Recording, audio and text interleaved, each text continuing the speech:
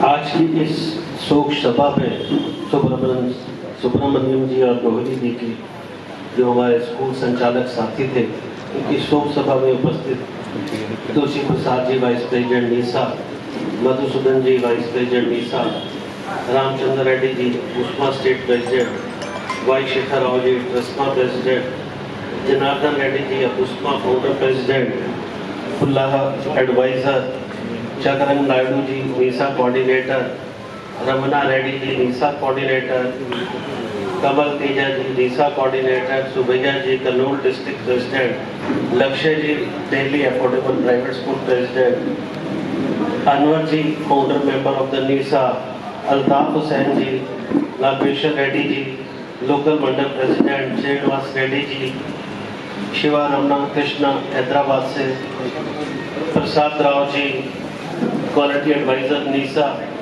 पवन जी हैदराबाद से, और हमारे लिए बहुत ही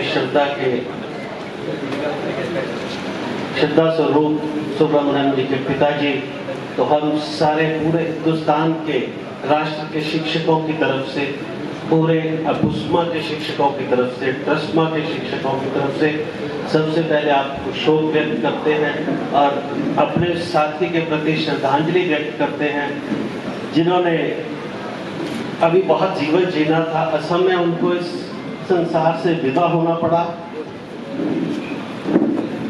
हम सभी उस परिस्थितियों से गुजर रहे हैं और हम इस बात को भलीभांति समझ सकते हैं कि आप किस अवस्था से गुजर रहे होंगे।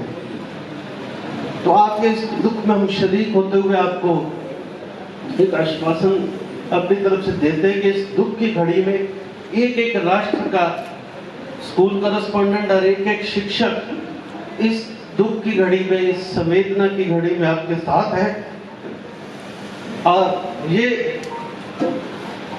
जो परिस्थितियां बनी है सिर्फ आपके साथ नहीं, हमारे पूरे परिवार के साथ बनी है। पूरा परिवार इस समय सदमे में है और आप दुख व्यक्त करता है और श्रद्धांजलि व्यक्त करता है।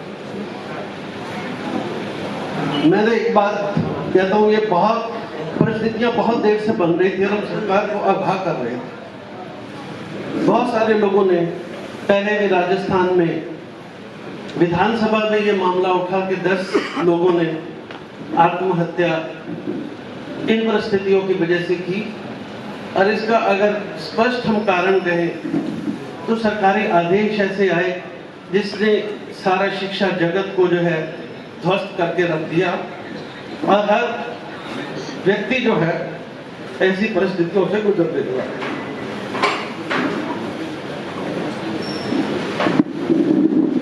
अभी एक समाचार और आया कि तेलंगाना से भी एक युवा साथी ने ऐसे ही आत्महत्या की और हरियाणा से भी एक शिक्षक ने ऐसे आत्महत्या की।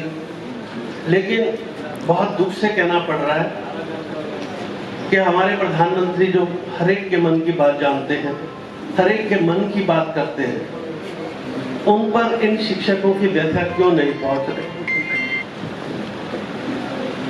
क्यों उनके मन में ऐसे भाव नहीं आ रहे कि इनका कसूर क्या है? अब बड़ा सिंपल इसका उपाय था। अगर इस स्थिति को प्रैक्टिकली डील किया जाता, बच्चों की शिक्षा के मद्देनजर डील किया जाता, शिक्षकों के मद्देनजर डील किया जाता है, जिनको राष्ट्र निर्माता कहा जाता है। और आज 5 सितंबर को शिक्षक दिवस आने वाला है, फिर शिक्षकों की महिमा गाई जाएगी, शिक्षकों को इनाम भी दिए जाएंगे। लेकिन क्या उन शिक्षकों को वापस ला पाएंगे जो शिक्षक चले गए? मैं तो आप सब शिक्षकों को कहता हूं, हमने बहुत बार शिक्षक दिवस में भी विरोध किया। लोगों ने कहा विरोध क्यों कर रहे हैं, शिक्षकों का एक ही तो दिन होता है। तो मैंने कहा शिक्षकों को सम्मान दे कौन रहा है? सिर्फ एक बातों में सम्मान दे दिया जाता है।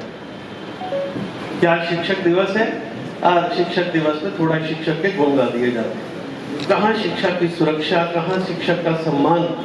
और आज जब स्थितियां ऐसी गुजरी, प्रधानमंत्री जी राशन बांट रहे हैं, अच्छी बात है, राशन बांट रहे हैं, हर व्यक्ति का दर्द होना चाहिए। क्या हम इस देश के नागरिक नहीं है? हमारा कोई दर्द नहीं है? हमने इस देश के 50% से ज्यादा के बच्चों को सरकार से 1 से 6वें हिस्से से भी कम खर्चे पर अपनी हिम्मत से, अपने जज्बे से, अपनी लगन से इस देश को शिक्षित करने का काम किया। तो आज परिस्थितियों में हमारे लिए एक शब्द भी किसी के पास नहीं है। आप देखो, ऐसे हादसे में जान देना कोई आसान काम नहीं होता। किसी का पुत्र चला जाता है, आसान काम नहीं। मेरा परिवार इससे गुजरा हुआ है, तो मैं ऐसी परिस्थितियों को जानता हूँ। परिवार साथ चला नहीं जाता, उसके बाद भी कितने भी गम में हो। तो ऐसी कौन सी परिस्थितियां थी जिसने एक पति और पत्नी को जाने को मजबूर कर दिया? तो इसकी एक हाई लेवल इंक्वायरी होनी चाहिए। इस परिस्थितियों से हम भी गुजर रहे हैं, आज नहीं है कल। मुझे एक ने पूछा कि सुसाइड क्यों कर रहे हैं। मैंने उनको कहा कि अगर मेरा बेटा काम ना कर रहा होता, मेरे पिता की पेंशन ना आ रही थी, शायद मैं भी आत्महत्या करने की तरफ चला गया होता। मैं देश का अध्यक्ष।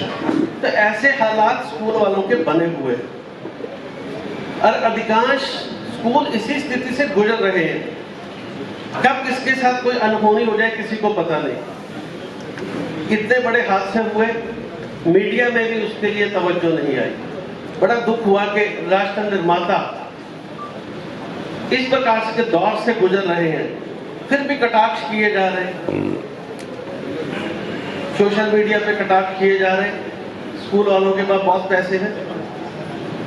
अभी राजस्थान में मैंने कल देखा एक स्कूल को सील कर दिया गया। रोज टीचर अलग फोन करते हैं, शिक्षक अलग करते हैं, कॉरेस्पोंडेंट अलग करते हैं। सब बहुत बुरी अवस्था से गुजर रहे हैं। तो हमारे प्रधानमंत्री जी को, हमारे शिक्षा मंत्री जी को हमारी सुध क्यों याद नहीं आ रही? हमने इतने पत्र निर्मला सीतारमण जी को लिखे, हमने आरबीआई के गवर्नर को लिखा। ठीक है, आरबीआई के गवर्नर तो एक ब्यूरोक्रेट है, उनको प्रोफेशनली देखना होगा लाभ और हानि को। लेकिन प्रधानमंत्री जी तो कहते हैं मुझे तो जन जन की बात पता है और मैं सबका दुख जानता हूं। इतने कठोर तो हम प्रधानमंत्री जी को नहीं समझते थे। ठीक है, वो दुश्मनों के लिए कमजोर हो गए, लेकिन राष्ट्र निर्माता और शिक्षकों के लिए तो वो कहते हैं मेरे मन में एक विशेष सम्मान है। बहुत कुछ साल पहले उन्होंने शिक्षकों को संबोधित भी किया, पीछे बच्चों को भी संबोधित किया। तो उनको अब भी तो आगे आना चाहिए। कोई इतनी बड़ी डिमांड्स नहीं है हमारी, हम किसी से बहुत कुछ नहीं चाह रहे। हमारी बहुत छोटी छोटी बातें कि कैसे इस समस्या से हम निकल सकते हैं और अपने बच्चों की शिक्षा को भी जारी रख सकते हैं। और हमने बच्चों की शिक्षा को कहीं रुकने भी नहीं दिया। आपने देखा होगा किसी भी परिस्थितियों में हमने ऑनलाइन किस भी तरीके से, हमारे पास पैसे थे या नहीं थे, हमारे शिक्षकों की कोई भी परिस्थिति थी, हमने बच्चों की शिक्षा को नहीं रुकने दिया। एक अध्यापक का, एक राष्ट्र गुरु का फर्ज हमने निभाया। तो इस समय ये जितने भी नेता बने हुए, किसी ने कहा, मैंने बात की कि निर्मला सीतारमण जी से बात करते हैं, तो आया कि भी बहुत सारे पत्र हमने भी लिखे और उन्होंने भी लिखे, उनका मन क्यों नहीं जो है टूट रहा। तो मैं